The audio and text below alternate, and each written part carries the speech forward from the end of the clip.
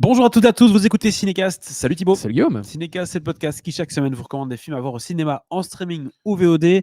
Et on continue notre petite saga du mois de janvier où on vous parle des films à voir cette année en 2025. Enfin, à voir, on ne sait pas encore, mais en tout cas, ceux qu'on attend pour l'année 2025. Sélection, évidemment, on ne peut pas tous les mettre. Ici, on a 25 films français, quelques films belges, évidemment, dont on va vous parler tout de suite avec le premier film belge. Le premier, alors que j'ai mis, il vient de sortir en France là le 15 janvier au moment où ce podcast sortira. C'est Mal d'Aurore. J'ai vu qu'il avait un autre titre en France, genre le dossier Mal d'Aurore, si je ne dis pas de bêtises, de Fabrice Le Duel. dossier du trou. Oui, sur l'affaire du trou, effectivement. Une uchronie assez forte et vraiment un très très bon film.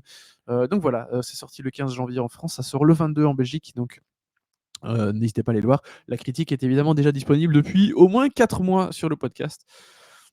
Et disons-le, c'est pas un film où il y a du trou, etc. C'est un film où on va reprendre l'affaire du trou, évidemment, comme étant la base. On voit le personnage quand même. Hein. Mais il s'appelle pas. Non, Marc, alors tous les noms ont donc, changé. Ils ont un peu réinterprété tout voilà, pour raconter cette histoire-là, qui est très difficile à raconter en Belgique, notamment si tu veux vraiment faire un film premier degré avec Marc Dutroux. Pas beaucoup d'acteurs seront d'accord de faire Marc Dutroux. Non, d'ailleurs, c'est Poulvord qui devait le faire, et puis finalement, c'est Sergi Lopez. Je peux comprendre qu'il n'y est pas allé. Mauvaise idée. Patzers, film de Adil et Bilal, les réalisateurs derrière Bad Boys 3 et 4. Tout à fait. Qui ont fait aussi Bad Girl, mais qu'on ne verra jamais. Jamais. Et ici, ils reviennent en Belgique pour nous faire une suite au film de Patzers, qui est un film de gangster de à trafic Anvers. de drogue et tout. Yé, boum boum. Ben voilà, ils font une suite. C'est Yé, boum boum. Je sais rien de plus, je l'ai pas encore vu. Mais voilà, non, je suis très curieux parce que j'aime beaucoup ce que font Adil et Bilal.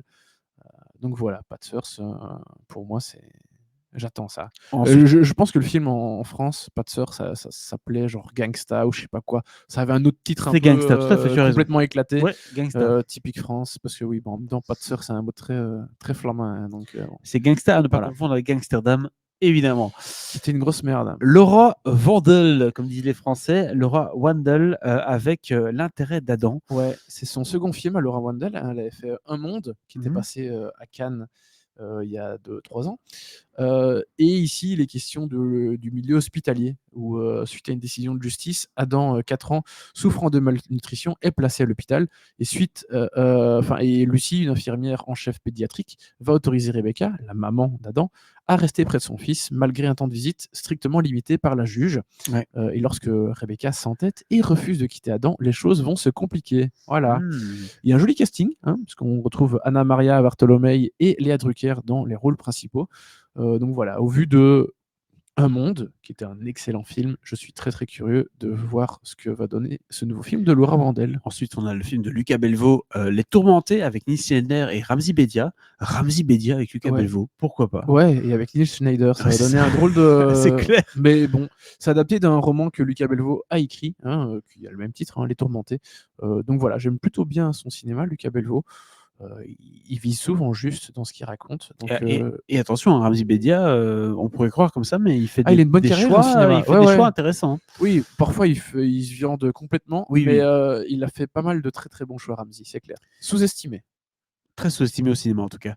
Reflet d'un diamant mort de Hélène Catet et Bruno Forzani. Oui, alors je le mets dans les films belges parce qu'ils habitent à Bruxelles depuis et ils ont fait leurs études de cinéma à Bruxelles, etc. Mais techniquement, c'est un couple de réalisateurs français dont le dernier film remonte déjà à 2017, hein, Laisser bronzer les cadavres, film que j'avais adoré. Oui, qui a fait sensation. Ils ont une patte, ils ont un univers assez fou, Catet et Forzani. Donc voilà, évidemment, j'ai très hâte de voir Reflet dans un diamant mort. Nino dans la nuit de Laurent Micheli, troisième long métrage. Bah ouais, c'est son troisième film déjà, Laurent. J'aime beaucoup ce qu'il fait aussi. Son précédent, Lola vers la mer, était très très beau. Donc voilà, je suis curieux de voir ce que celui-ci va donner, avec notamment Marat Taquin dans un des rôles principaux. Bardot, à ne pas confondre avec la série Bardot sur Netflix, qui est un documentaire sur Brigitte Bardot signé Alain Berliner. Redis un peu. T'as dit Brigitte Bardot. Brigitte Bardot. Bah oui. J'ai vu Alain Bardot Berliner sur Netflix. Ah ouais. Et ça vaut quoi? C'est pas la même chose que Tapi. Hein. Okay, ça raconte pas grand-chose. Écoute, Alain Berliner, il a pas fait grand-chose, mais il a quand même gagné un Golden Globe du meilleur film étranger il y a 30 ans, 35 ans, pour Ma vie en rose. plus. Non, 20. Un peu plus de 35 ans. Ouais. 27 ans. Les maths sont non, pas bonnes. oui, pardon, je vais dans ma tête 88. Non, Aïe, non, aïe, aïe. 98. Et, Oh putain, 27 ans, c'est mais dur. oui, ça fait loin. Hein. C'est dur. Mais je suis quand même curieux Ouais. de voir un docu sur Bardot par Alain Berliner, j'avoue. Il reste encore 3 films belges. Attendez, chers Français, on y est presque. Oui. L'île de la demoiselle de Misha Wald. Oui, qui va en fait raconter une histoire, une vieille histoire, avant même que celle de Robinson Crusoe ait été écrite, mais en gros qui va raconter l'histoire d'une jeune fille qui va être débarquée sur une île. On est à l'époque de Jacques Cartier, hein, donc ça va être une île au Canada. Donc c'est un survival, hein, très clairement. Où cette jeune fille va devoir s'en sortir. Et le rôle principal est incarné par Salomé de Wals. Salomé de Wals en mode survival au Canada. Why not? J'avais croisé Salomé dans un train au moment du tournage. Donc, je pense que ça a été tourné fin septembre, début octobre.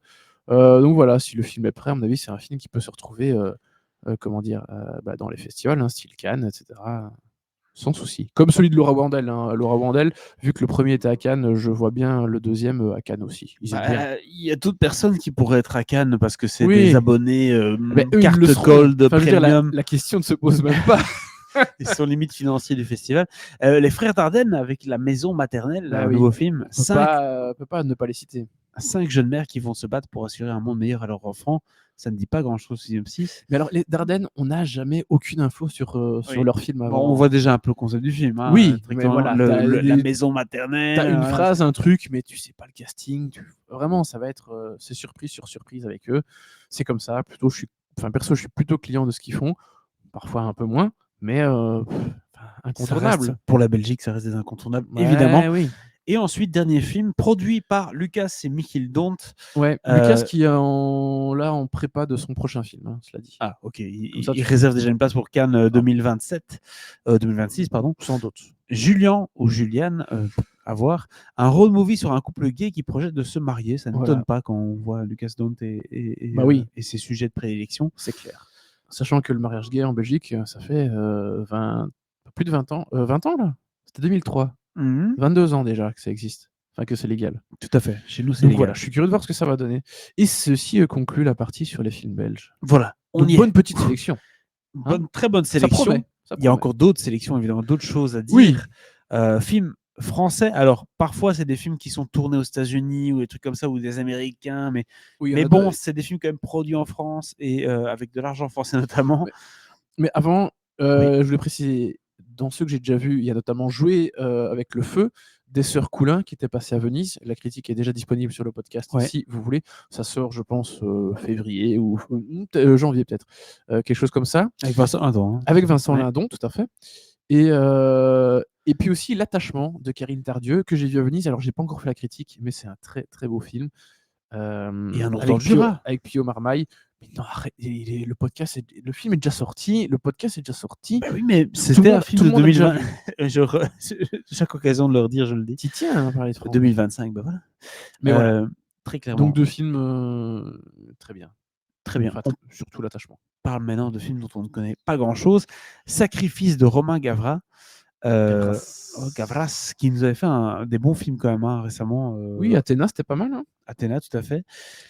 Alors, ici, les 3 premiers films qu'on va citer, on triche, parce qu'ils sont réalisés par des Français, mais ce sont des films très clairement anglo-saxons. Hein. Ouais. Surtout celui de Romain Gavras, où il est question d'une soirée de charité très courue qui va devenir chaotique lorsqu'un groupe radical s'y introduit à la recherche d'un artefact mystique lié à une ancienne prophétie. C'est déjà un peu barré. Alors, le casting... Anya Taylor-Joy, Chris Evans, alors Chris Evans, moins fan, mais voilà, Salma Hayek, John Malkovich, Vincent Cassel et Charlie, alors par contre, je sais... XCX, c'est comme ça qu'on dit. Voilà. Donc, gros casting. Énorme casting pour ce Romain Gavras. Pourquoi pas ? J'ai envie de dire pourquoi pas. Curieux. Ouais, franchement, ça me rend très curieux. Alors, curieux pour le prochain aussi, mais peut-être pas pour les bonnes raisons. Michel Gondry. Ouais. D'accord. Jusque-là, oui, c'est un grand oui. Atlantis, pourquoi pas un film sur l'eau et tout. Non, un musical, comme on appelle, sur l'enfance de Pharrell Williams. Mais tu sais, Michel Gondry, il a fait beaucoup de clips, la musique, tout ça. Il vient d'avoir un Lego Movie, maintenant il va avoir un Gondry Movie. C'est pas possible. Alors avec un casting, mon coco. Je sais pas si c'est Mais en tout Ah cas, si. c'est particulier. Ah si. Kelvin Harrison Jr., qui joue dans It Comes at Night, qui joue la voix de Taka dans Mufasa. Ouais.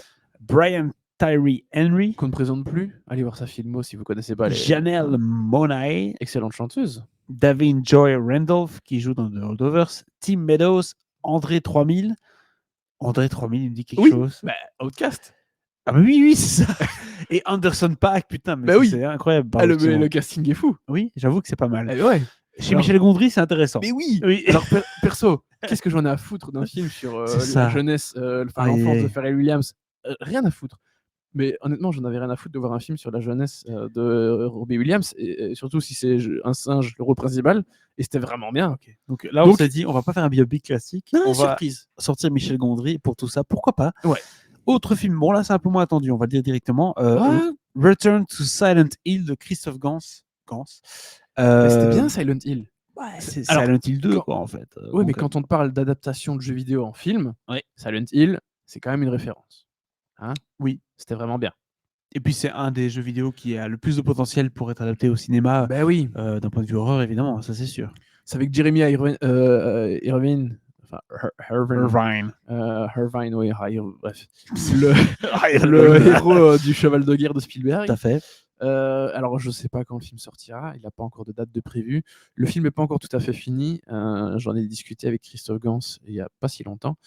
Donc voilà, on espère dans des festivals de genre un jour. Connu, n'est-ce pas? Autre film de genre ou pas dans ce cas-ci, je ne sais pas, mais en tout cas, c'est le nouveau Julia Ducournau qui s'appelle Alpha, qui sera centré sur une jeune fille dans les années 80 avec Tahar Rahim, notamment. Golshifteh Farahani. Ouais, aussi. merci. Ouais, j'ai bien senti que tu voulais pas y aller. aller. T'as senti ma pause, donc t'as compris. Ça s'en Cannes, évidemment. Ouais, évidemment. Julia, elle sera Est-ce à que Cannes. Titi va cracher sur un film de Julia Ducournau? Non, évidemment que non. Et même si tu dis, on ne sait pas si ce sera genre. Et alors c'est là, Julia Ducournau. le prochain film, ce sera genre. Et le prochain film, ça, si c'est pas Cannes, mon vieux, Richard Linklater. Alors oui, pourquoi Et- j'ai mis Richard Linklater dans un film? Et en plus, Français nouvelle vague. Ben oui. C'est du film. Le tournage d'À bout de souffle de Jean-Luc Godard. Rien que ça, quoi. Tu vois, si c'est pas Cannes, ça, mon vieux, le mec, il a un objectif en tête. Hein. Il veut la Palme d'Or. Ouais, exactement. Donc oui, Richard Linklater, nouvelle vague, ça ne peut être que à Cannes, à mon avis. Hein, je vois pas Titi passer à côté non plus. Tu mets combien d'euros là-dessus? Ouais. Franchement, je mettrais même de l'argent que je n'ai pas. On met 100 balles, mais franchement. Et attention, ce n'est pas le seul film que Richard Linklater va sortir cette année. Il y en aura un autre, mais on vous en parlera dans le podcast de la semaine prochaine. Ouais, exactement. Là, on est dans un film Là, français. c'est un film américain. Exactement. Vie privée de Rebecca Zlotowski, avec Jodie Foster dans le rôle d'une psychiatre de renom qui enquête sur la mort d'un de ses patients. Et Foster va être rejoint par un casting local, hein, on va le dire. Daniel Auteuil, Mathieu Amalric, Virginie Efira. Why not? J'ai envie de dire. Jodie Foster face à tout ça. Ouais, beau casting. Hein. Welcome, Jodie. Enfin, j'adore. Mathieu Amalric, Virginie Efira, Auteuil, Jodie Foster. D'habitude, c'est les Américains. D'habitude, c'est les Américains qui se font cancel, qui font ce genre de film, tu vois, genre un petit Johnny Depp face à Virginie Efira et tout. Non, là, c'est Jodie Foster qui arrive, pourquoi pas. Ah ouais. En qui parle France. très bien français en plus. Exactement. Donc, un gros oui pour ce Vie privée. Oui. Ça sent peut-être Cannes aussi. Je ne sais pas quand il sort. Alors là, tous les noms qui vont suivre, enfin beaucoup, ça peut sentir Cannes, ça peut sentir plein de trucs. Hein. C'est vrai. Il va y avoir du boulot là, à Cannes pour choisir ces films-là. Ah oui. Une affaire, le nouveau Desplechin. Ouais, j'adore Arnaud Desplechin. Je sais pas grand-chose du film, si ce n'est qu'il y a François Civil, Nadia Tereskivitz, Charlotte Rampling et Hippolyte Girardot. Voilà, on sait tout. J'adore Desplechin, donc j'ai très très hâte de voir ça. Et le prochain, Thibaut, c'est quoi? C'est Enzo de Robin Campillo. Alors ce film, en fait, ça devait être le nouveau film de Laurent Cantet, hein, donc le réalisateur qui avait gagné la Palme d'Or pour l'histoire Entre les murs, exactement. Je vais dire l'histoire dans l'école. Mais il fait beaucoup de films d'école, cela dit. Mais voilà, Laurent Cantet est décédé l'année dernière, et donc c'est vrai. Ouais. Ah, je savais pas. Ok. Robin Campillo, qui était scénariste du film, qui a repris le projet. Et c'est sur un ado apprenti maçon et son collègue ukrainien, voilà, avec donc évidemment deux jeunes que je ne connais pas, Éloi Pohu et Maxime Sliwinski, mais aussi Pierfrancesco Favino et Élodie Boucher. J'adore Pierfrancesco Favino, je ne sais pas si je vous le dis souvent, mais chaque fois qu'il y a un film avec lui. Mais voilà, j'adore Pierfrancesco Favino et j'ai hâte. Enfin, je suis très curieux de voir Enzo de Robin Campillo, voilà.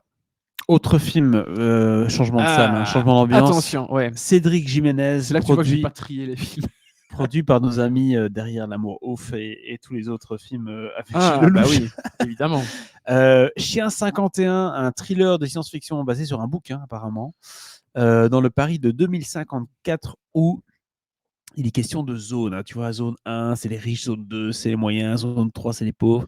Et il y a des flics qui doivent mener des enquêtes en changeant de zone, tu vois ce que je veux dire? Ils vont devoir se Ouais. mêler à des choses qui ne devraient pas se mêler. Ça sent un peu la science-fiction de papa. J'allais dire, ça sent un peu le film Netflix, non? Babylonéidie, tout ce genre de film-là, voilà, mais bon, il faut voir ce que ça donne avec Gilles Lelouch, Ouais. Adèle Exarchopoulos, Louis Garrel. Non, Dolan n'est pas dans le film finalement. Ah non? Il a Ah. refusé en last minute, apparemment, il a fait un petit cancel du film, et donc Ok. ils ont dû prendre quelqu'un en dernière minute. Ok, Je d'accord. crois que c'est Vincent, je suis pas sûr. Ils Ok. ont dû aller chercher quelqu'un d'autre, comme vite, viens. D'accord. Et donc voilà, donc il n'est pas dans le film, mais donc gros casting. Il y a des séquences d'action. Apparemment, ils ont tourné 3 semaines une séquence d'action dans un appartement. 3 semaines, c'est quand même très long. 3 semaines de tournage pour une scène, pour un Ouais. film français. Ouais, Enfin, ouais. alors déjà pour une scène, c'est beaucoup. Gros budget, hein, on parle de Ah 40 bah, millions j'imagine. facile, donc Ok. ouais. Grosse 40 ambition. millions, le film. D'euros, oui. Oui, ok. Donc dans les budgets d'Amour Ouais, Ouf, ouais. un peu au-dessus. Donc Oui. Cédric Jiménez qui un gros film français, un des plus gros films français de l'année. Oui, certainement. Ensuite, le prochain, Martin Bourboulon, 13 jours, 13 nuits. Alors là, qu'est-ce qu'il nous fait, Martin Bourboulon? Alors ça m'étonne de voir ce nom-là et puis le pitch du film, quoi, tu vois. C'est un Michael Bay français. Ouais, donc ça raconte l'extraction du personnel de l'ambassade de France à Kaboul après le départ de l'armée américaine. Je n'ai pas précisé aussi à Kaboul, donc en Afghanistan, Oui. Quand ils se sont tous barrés et puis que les talibans ont repris le bazar. Oui. Donc ils ont dû évacuer le personnage de. C'est une histoire vraie, du coup. Et c'est avec Roche Dizem, Lina Koudry et Sitz Babette Knudsen. Je suis très curieux de voir ça. Donc ça va être un peu le truc avec non, comment il s'appelle ce gars de Michael Bay avec John Krasinski. 13 Hours. Oui, c'est ça, avec John Krasinski. Avec John Krasinski, tout à fait. Du Faucon Noir, si tu veux. Alors j'aime beaucoup 13 Hours, j'aime beaucoup La Chute du Faucon Noir, j'aime beaucoup tous ces films. Des films d'extraction, quoi, en fait. Ah bah déjà, moi, quand il y a des militaires et tout, ouais, c'est bon. Avec les ils font. Mais oui, un peu improbable, Martin Bourboulon. Il aime bien les 7 pistes, ça. Martin Bourboulon, il l'a dit toujours. C'est papa ou maman, c'est ça, non? Oui, mais c'est surtout aussi les mousquetaires. Oui, c'est vrai. Et Eiffel aussi.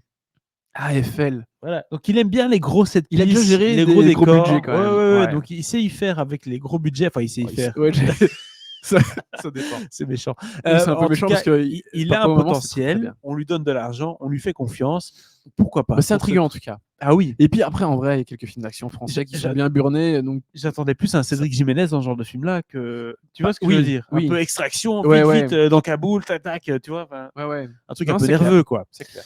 Voilà. Oui, il y a quelques réalisateurs français autres que celui qui fait Balle perdue ou un truc comme ça, tu vois. Oui, c'est vrai. Dossier 137 de Dominique Moll. De quoi ça parle? C'est Léa Drucker qui va interpréter un agent de l'IGPN qui va plancher sur le fameux dossier 137.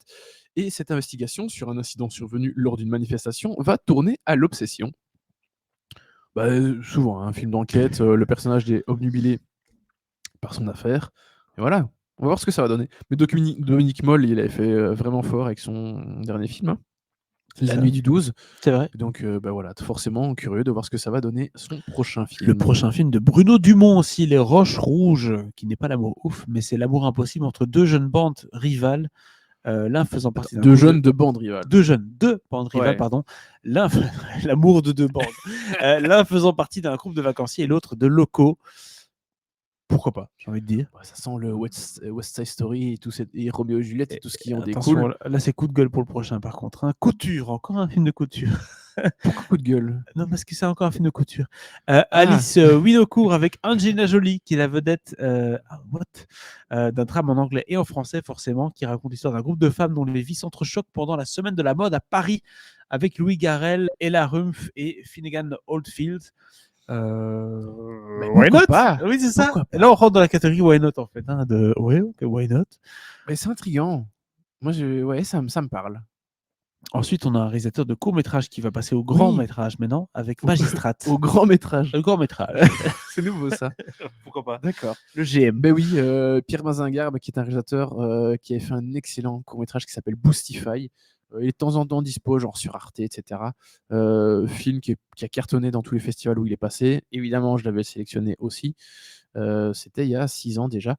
Et donc ici, il va faire un film qui s'appelle Magistrate, qui va raconter le retour en province d'une vice-procureure qui va être incarnée par Louise Bourgoin, mutée au tribunal de Villefranche, et elle y retrouve ainsi sa mère, incarnée par Muriel Robin, qui est greffière, avec laquelle elle entretient une relation difficile. Voilà. Et on retrouve aussi Gustave Kirverne au casting. Ça peut être De pas nouveau, mal. why Ça not? peut être pas mal. Et donc, voilà, je trouve que c'est bien de mentionner quelques personnes qui font des premiers ou seconds longs métrages. Parce que voilà, il n'y a pas que les grands noms dans le cinéma français, il y a aussi toute une jeune génération qui arrive. Exactement. On passe ensuite. Pareil avec ce film-ci. Exactement. Partir un jour de Amélie Bonin, qui est l'adaptation en long métrage d'un court, qui avait remporté le César du meilleur court en 2023, avec Juliette Armanet et Bastien Bouillon. Donc, qui était déjà dans le cours. Voilà, donc Juliette Armanet au cinéma en premier rôle, pourquoi pas. C'est déjà le cas, hein, Ouais. elle a déjà joué, tu m'as dit, hein, donc c'est pas. Ouais, c'est pas en tout cas, fois. on va en reparler dans un autre film, 3-4 films plus loin. Voilà. Un petit virage, mais ça n'a rien à voir avec les To Be Three. On vous le dit déjà. L'inconnu de la grande arche de Stéphane Demoustier avec Claes Bang, Sitzne, Babette Knudsen, je vais y arriver aussi, Xavier Dolan, Swan Arnold. Là, c'est quand même chaud, hein, c'est gros casting. Ah bah également. ouais. Ah oui, très gros casting, adapté du livre La Grande Arche de Laurence Cosset, que je ne connais pas, je n'ai pas lu le livre, qui va raconter l'histoire d'un grand concours d'architecture, enfin le plus grand concours d'architecture de l'histoire, De concours à la brutaliste, fois anonyme et ouvert, De lancé au brutaliste début des années Mélinet. 80 sous l'impulsion d'un nouveau président socialiste. Voilà, ça m'intrigue. J'ai pas vu les films précédents de Stéphane Demoustier, mais quand j'ai vu ce casting, j'étais là, oui. Mais pourquoi pas? Oui, vraiment, ça me tente beaucoup. Tu me dis Claes Bang, Sitz Babette Knudsen, enfin je pense que je le dis très souvent que j'aime beaucoup Sitz Babette Knudsen. Donc Oui, voilà, je trouve que c'est très déjà. intriguant. Puis en plus, tu dis quoi, Xavier Dolan. Donc voilà, moi ça me tente beaucoup. Pourquoi pas, tout à fait. L'autre film qui me tente, mais pourtant je n'y connais pas grand-chose, ça s'appelle Le Roi Soleil de Vincent Maël Cardona, qui est le deuxième long métrage de réalisateur qui a déjà gagné un César du meilleur premier film en 2022 pour Magnétique, avec Pio Marmaille. Ouais. Pas que, hein, il y a aussi Panayotis Pasco, etc. Il y a un casting assez sympa de comédiens principalement pour ce film-ci, avec un pitch qui m'a l'air bien barré. Au petit matin, dans un bar PMU miteux où l'un des habitués gagne au loto 244 millions d'euros, un des clients braque l'assemblée et en subtilisant l'arme d'un policier, et donc le coup est tiré et le ticket va être perdu en fait dans ce bar PMU. Et les autres clients voient un peu leur compte, hein, on baisse les rideaux, autant en profiter pour se mettre d'accord. Et donc enfermés, c'est vraiment un huis clos. Ils vont devoir mettre le doigt sur l'engrenage fatal. Qui va rester vivant? Qui va empocher les 244 millions d'euros dans ce PMU? D'accord. Pourquoi pas? Avec Pio Marmaille, oui. Panayotis Pasco, Lucie Zang et Sofiane Zermani. J'ai envie de dire pourquoi pas. C'est le genre de film un peu sympa, avec un concept, ça peut le faire. Effectivement. Le film suivant s'appelle Les enfants vont bien de Nathan Ambrosioni. Je voulais en parler parce que c'est son 3e long métrage officiellement. Alors, il est très jeune, hein, il a peut-être 25 ans maintenant, mais je pense, il a peut-être 25, mais je pense qu'il a un peu moins que ça. Mais je dis 3e film officiel parce que, en fait, avant ça, quand il était ado, il a fait aussi des films amateurs, des films d'horreur. Quand j'ai rencontré Nathan pour la première fois, je pense qu'il faisait son dernier film amateur. Il avait 16 ans. C'est un film d'horreur qui était interdit aux moins de 18. Un truc un peu bourrin qui s'appelait Thérapie. Et je pense que c'était déjà son 3e, quelque chose comme ça. Donc il a fait au moins 2 autres longs métrages avant ça. Bref, il a fait des bons films de genre. Et puis, voilà, il a été produit avec une prod derrière, etc. Donc son film précédent, Tony en famille, avec Camille Cotin au casting, qui est de retour au casting de ce film-ci, Les enfants vont bien, avec également Juliette Armanet. Donc voilà, Juliette Armanet qui a au moins 2 films cette année. Et on va y suivre Suzanne, mère de 2 jeunes enfants, qui, lorsqu'elle rend une visite impromptue à sa sœur Jeanne un soir d'été, elles se sont pas vues depuis plusieurs mois et elle est totalement, cette dernière, la sœur Jeanne, est totalement prise au dépourvu. J'arrive absolument pas à suivre, à lire ce synopsis, c'est scandaleux. Et en plus, elle va découvrir au réveil un mot encore plus étrange laissé par sa sœur. Inquiète, Jeanne se rend à la gendarmerie où on lui apprend qu'aucune procédure de recherche ne pourra être engagée. Suzanne a fait le choix de disparaître. Voilà. Donc super, t'amènes tes gosses et puis tu les laisses à ta frangine. Exactement. Ça fait Mais plaisir. le principal, c'est que les enfants vont bien. Mais oui, les enfants vont bien. Évidemment. Et donc voilà, forcément, je suis très curieux de voir, de suivre la carrière de Nathan, qui est un jeune réalisateur bourré de talent. Donc voilà, allez voir ces films. Dans la catégorie film d'un Mais là, réalisateur. on arrive dans les comédies, pour être très Eh clair. ben non, Mercato, ce n'est pas une Ah ouais, comédie. tu penses? Film de Tristan Parce que Seguela. j'ai vu une image et je fais ah ouais, ça sent la rigolade quand même, T'es non? sûr? J'en sais Moi, rien. j'ai vu une image de Jamel Debbouze avec un téléphone dans la rue dans Ok, la nuit. d'accord. Bah écoute. Bref, Mercato de Tristan Seguela est un film à l'initiative de Jamel Debbouze, figure-toi. Ok. C'était son idée. Il voulait faire un film sur le foot et particulièrement sur le monde du mercato et des agents de football et le dilemme que ces gens-là ont de devoir gérer des carrières comme ça par des coups de fil et devoir faire en sorte que parfois tout peut jouer en quelques minutes Ah et tu peux oui. perdre un client. 4-0 de Fabien Antoniente. Oui, mais plus sérieuse, parce qu'on sait que Tristan Seguela, c'est notamment Monsieur Tapi, hein, la série sur Netflix, sur Bernard Tapie. Donc, il est un peu plus dans le registre fait. du drame, en tout cas du start-up story, enfin, ce genre de film-là. Sauf que là, c'est un film où Jamel Debbouze va jouer un agent qui est en train de perdre petit à petit pied et qui n'est plus vraiment au top de sa forme. Donc, on n'est pas devant le jeune qui démarre, forcément, c'est Jamel Debbouze. On est plutôt sur le vieux loup. Et Jamel Debbouze qui le dit lui-même en interview, apparemment, j'ai lu première, que c'est sans doute son rôle le plus sérieux depuis Belle Lurette. Donc En même pourquoi pas? temps, elle a pas beaucoup vu au cinéma ces dernières années, hein. Tout à fait, il est assez rare, Jamel Debbouze au cinéma. Et donc voilà, Mercato, son idée avec Tristan Seguela, film de foot qui parle Ok. de ce moment-là qui vaut des milliards, le Mercato. Pourquoi pas? Autre film qui est intéressant, mais j'ai des grosses réserves quand même sur ce film. Jean-Pascal Zadi avec La Mission de l'espace. Jean-Pascal Zadi, forcément, aime bien l'humour qui pique un peu, Oui. l'humour qui clairement dénonce. Et là, on va parler de la première mission spatiale africaine, le Interstellar de l'Afrique. C'est comme ça qu'il l'appelle. Ah, Il d'accord. ose.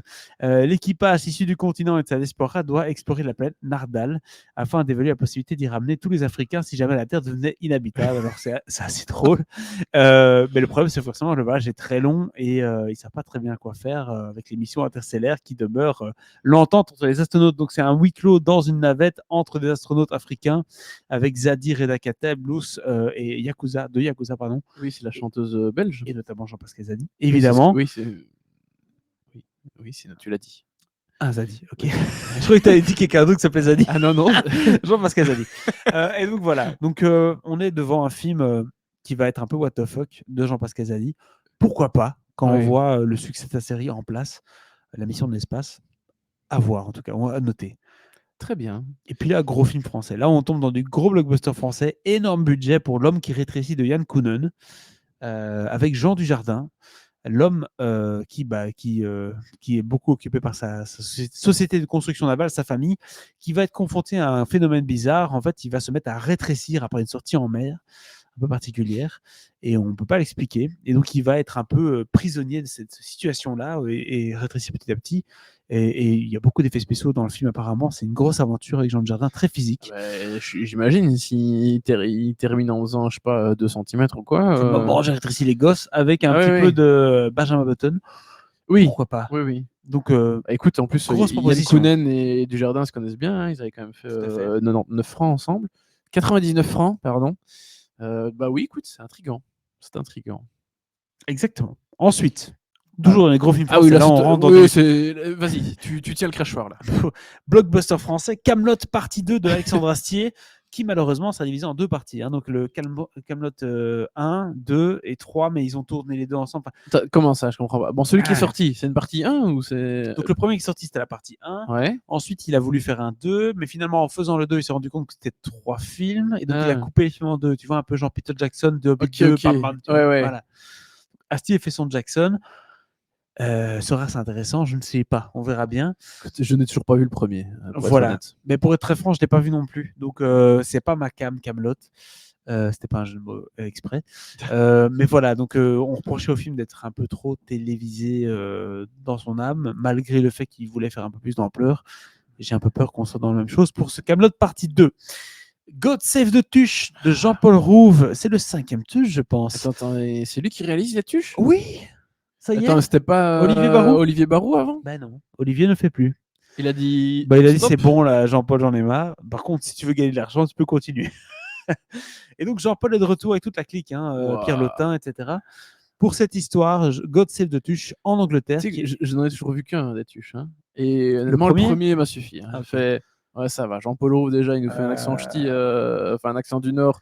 On dirait plus un accent du Sud ou un accent de je sais pas où, mais pas du Je Nord. dois admettre J'ai que fait ok, ça va. à choisir, je préfère un marathon camping qu'un marathon God Save the Tuche, de loin. Waouh. Enfin, Alors, oui, de loin. mesdames loin. et messieurs, la peste ou le choléra? Ah, oui, voilà, tu nous demandes de choisir.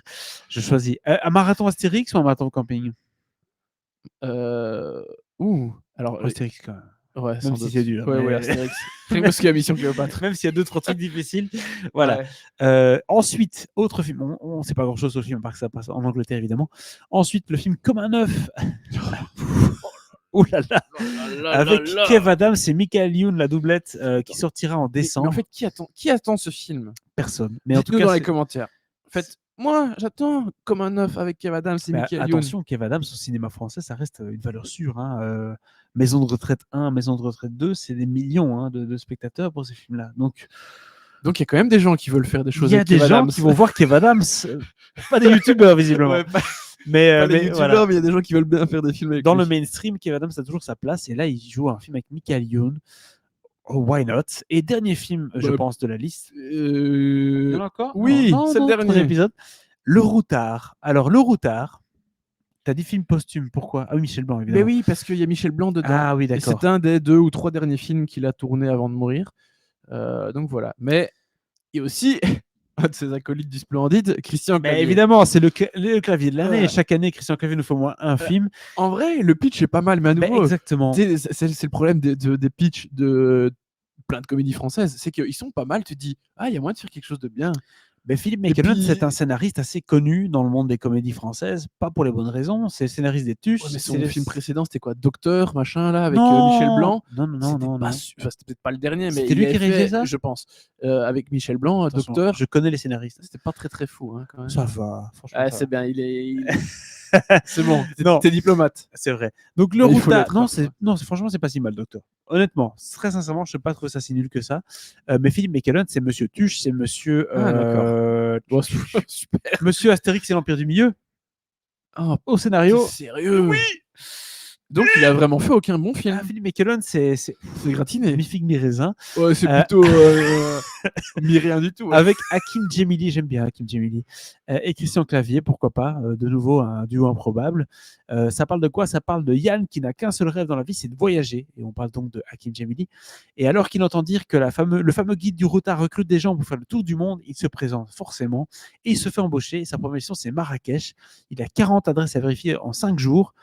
Et Yann a oublié de mentionner un petit détail lors de son entretien, c'est qu'il n'a jamais voyagé de sa vie. Et donc, du coup, ça va être un peu le « Ouh là là, je sors de ma zone de confort ». Ouais, si tout ce que tu as fait, c'est Paris à Cergy-Pontoise, si tu dois tout d'un coup débarquer au Maroc. Surtout que franchement, il y a pire. ou Marrakech, c'est pas fond non de la plus... Bolivie. Marrakech, c'est pas la destination la Enfin, plus oui, terrible Marrakech, à visiter du monde. Enfin, c'est un peu une grosse ville touristique maintenant. Ouais. Ça va. Hein. Tu peux te perdre hein, dans les souks. Tu l'envoies pas au Népal, quoi. Tu vois ce que je veux dire? Non. Là, ce serait plus compliqué.